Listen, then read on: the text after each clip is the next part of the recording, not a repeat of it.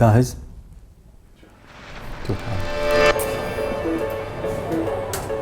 اليوم عندنا ورشة عمل بخصوص مضخات القلب الصناعية. المرضى اللي يكون عندهم ضعف شديد في عضلة القلب، سواء كان هذا الضعف مفاجئ نتيجة جلطة شديدة في شرايين القلب التاجية، أو إذا كان نتيجة مشاكل أو جلطات صغيرة متكررة تؤدي إلى ضعف مزمن في عضلة القلب، هذيل الناس بحاجة إلى مضخة صناعية تساعد الجسم أو تساعد القلب على ضخ الدم للجسم. بعض المضخات هذه مؤقتة، وبعض المضخات تظل بشكل دائم، والبعض الأخير يعتبر مثل جسر إلى أن ينزرع قلب جديد للمريض. صباح الورد، شلونك؟ طيب إن شاء الله. دكتور إبراهيم موجود؟ موجود. خوش، ممتاز.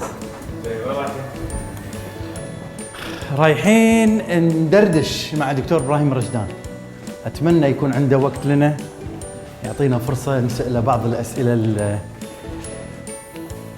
اللي أنا أحس ممكن تساعد متابعين اليوميات.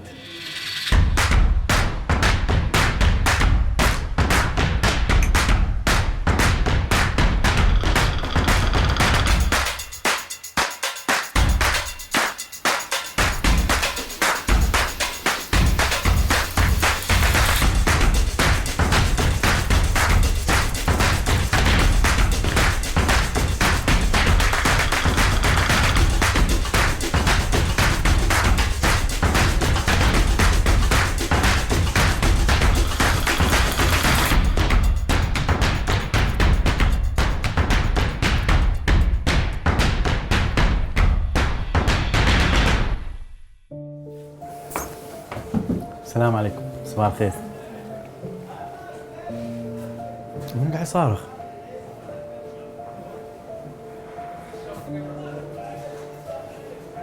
شنو؟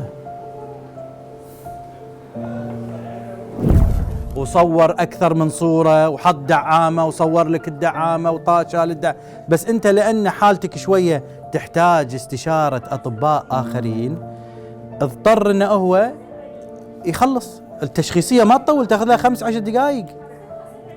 هذا اللي حاط دعامات خلاص انا اشرح له عشان المره الجايه ما يعيد العيد هذا. كم دكتور شاندرا كم. So he wants to see during the procedure. Yeah. Why everyone? I know, but he didn't. He said the machine was in my face. I couldn't see anything. Where to give the machine then? I understand, but how can you explain? Now he's screaming.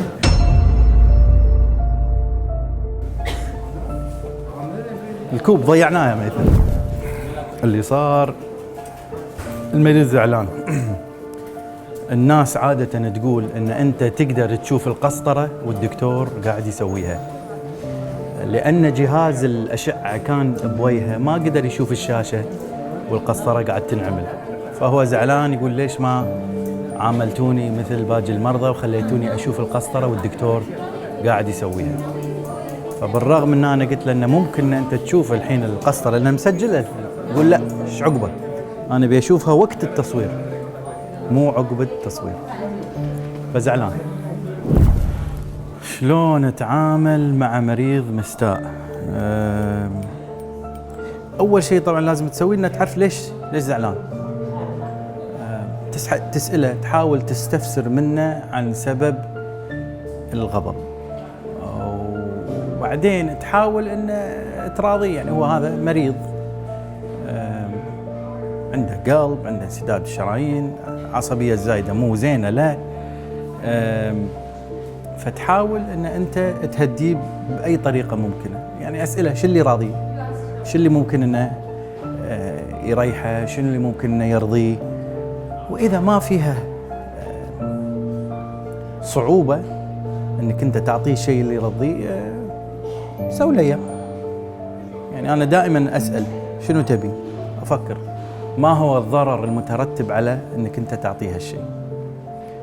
تعطيه اياه يهدي، الحين من يهدي يصير خير عاد. تشوف منو غلطان منو مو غلطان، هل المريض غلطان، هل الطاقم غلطان، هل في خطأ بالسيستم، على أساس أن أنت تحاول تصلحه لتفادي الموضوع هذا بالمستقبل. كم سؤال؟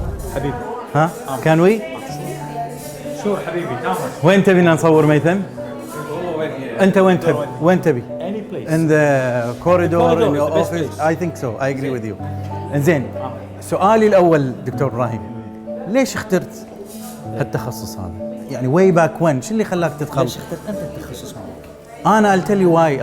أنا I had كان عندي دكتور بالجامعة خلاني أحب الكارديوفاسكولار فيزيولوجي، كان دكتور فيزيولوجي، فحبيت القلب والضغط والهذا والتأثير على الجسم والتأثير الجسم على القلب، وخلاها حطها بطريقة سلسة تماماً. فمن سنة ثانية وأنا قلت خلاص أنا أبي أسوي شيء بالقلب. كلية الطب. الطب بالكويت. لا كنت أنا في ليدز. اوكي. جامعة ليدز. اوكي. فحبيته من سنة ثانية. زين سنة رابعة لازم تسوي سبيشال موديول، تسوي بحث مطول. اخترت قلت شنو اسوي؟ كان اكو موضوع الكارديو بولمونري باي باس. اي سنه كنت بالجامعه؟ هذا كان اي سنوات الجامعه متى؟ اي سنه؟ 93 الى 99. 93 سنه. The reason I ask you the question ايه لاني انا دخلت كليه الطب سنه 82. زين. زين. That was السنه اللي اندرياس جرونزيج اخترع البالون. البالون لا اخترعه في 77. زين. 77 was animal study، يعني عمل بالون حق الكلاب. نعم. كتجارب. ونشر التجربه مالته في بوستر في الاي اتش اي. was the least attended poster in AHA. ذاك ديك 77. واو. 79 كان اول مره استخدم البالون في البشر.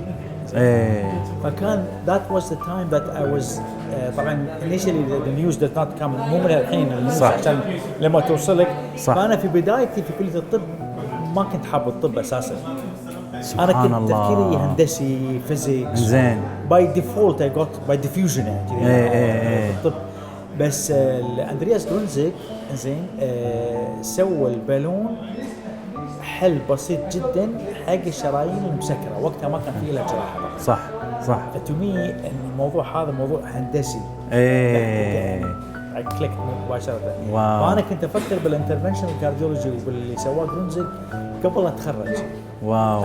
انا كنت افكر بالانترفنشن كارديولوجي قبل لا ادخل يعني تقريبا في نهايات كليه الطب. انا تخرجت في ال 89. وبعدين رحت كندا سويت ميديسن. طبعا تدري قبل اسوي كارديولوجي اسوي ميديسن، باطنية. قبل اسوي انترفنشن كارديولوجي اسوي كارديولوجي. صح. فكل هالتخصصات هذه سويتها لان انا كنت حاب الانترفنشن من البدايه. انا كنت انترفنشن كاره بيزد على شلون اندرياس جرونزيج بدا فيلد كومبليتلي كان غير معروف قبل. يعني انت مثل الدواء اخذت شيء مر علشان توصل للهدف الحلو اللي انت تبيه في النهايه. انت عارف يعني الانترنال ميديسن الانترنال ميديسن تخصص صعب. صحيح. تخصص مبهم. نعم. بالاخص يجيك مريض وهو ما يدريش فيه. صحيح. انت ما تدريش فيه، تبدي في التحقق من حالته، يعني شيء صعب ما كنت حابه وايد. ما في هندسه، فهمت علي؟ صح. ما في ديتكتيف انت صاير. مخبر. فانت بالكارديولوجي قريب جدا من الهندسه. في نعم. في وايرات، في تيوبات، في موتور، في تدفق دم، في فلو. اوكي. فهذا اللي قرب من التخصص الانترفنشن كارديولوجي. فشنو انت نصيحتك حق الطلبه؟ شلون يختار التخصص اللي انا اقول لهم تريث تخصص الطب تخصص فيه كل رغبات الانسان. صحيح.